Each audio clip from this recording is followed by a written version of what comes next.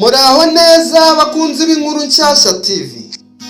None aha reka tubahereze ibintu birindwi wakora bikakuzanira umugisha. Umuntu umwe yatanze igitekerezo gisa n'icyifuzo ko twamubwira ibintu birindwi yakora, ndetse we yari yasabye bitatu ariko twe twabashije kumubonera birindwi yakora kugira ngo bimuzanire iki? Umugisha. Ndetse namwe ni byiza cyane kuba mugiye kumviraho ibintu birindwi wakora bikakuzanira umugisha.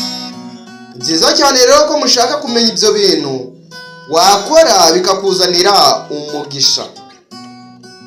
Umugisha ni isoko y'amahoro, ibyishimo n'iterambere, kandi burya ntabwo uza kubw'impanuka, ahubwo umugisha uza binyuze mu myitwarire no mu bikorwa bya buri munsi.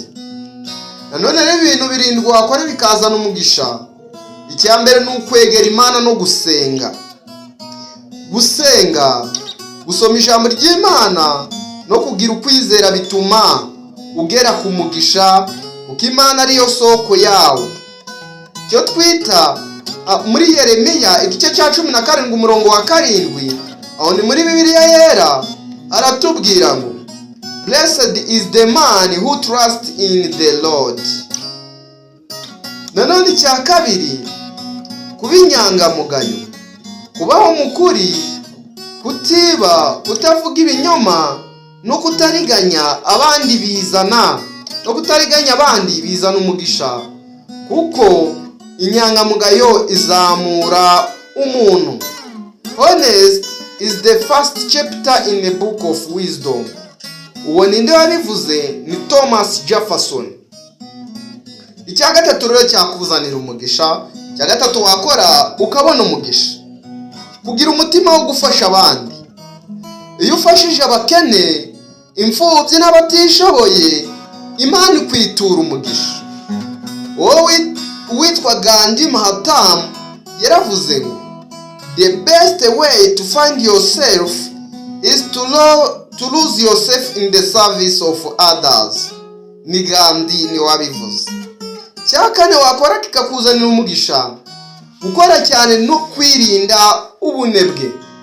Imana umugisha ibikorwa, si ubunebwe.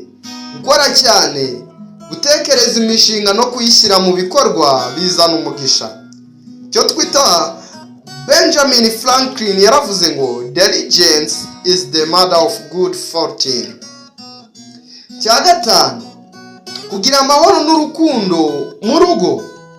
Urugo rufite urukundo n'ubwiyunge ruba isoko y'umugisha, kamakimbirane yica amahirwe yose yo gutera imbere. Cya gatandatu, kugira umutima wo gushimira. Umuntu ushima ku byo afite akabona ibyishimo, ndetse kandi gushima byongera umugisha. Ananias yaravuze ngo it's not happy people who are thankful, it is thankful people who are happy. Uwo ni Ananias. Cya karindwi naricyo gisoza, kwiga no gukura mu bitekerezo. Iki nacyo ni kimwe mu bikuzanira umugisha. Umuntu wiyungura ubumenyi akamenya ko yahangana n'ubuzima, aba ari mu nzira y'umugisha. Ubumenyi butuma umuntu agira icyerekezo cyiza. Nama rero ngiye kukwihera, ushyira imbere gusenga no kubaho mukuri.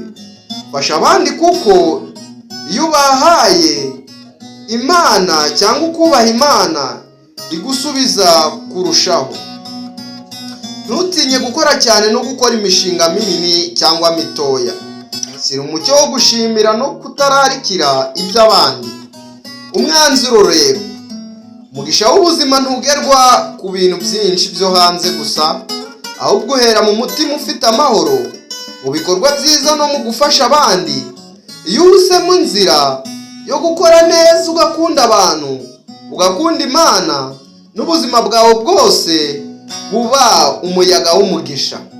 Nk'uko Albert yaravuze ati success is not the key happiness.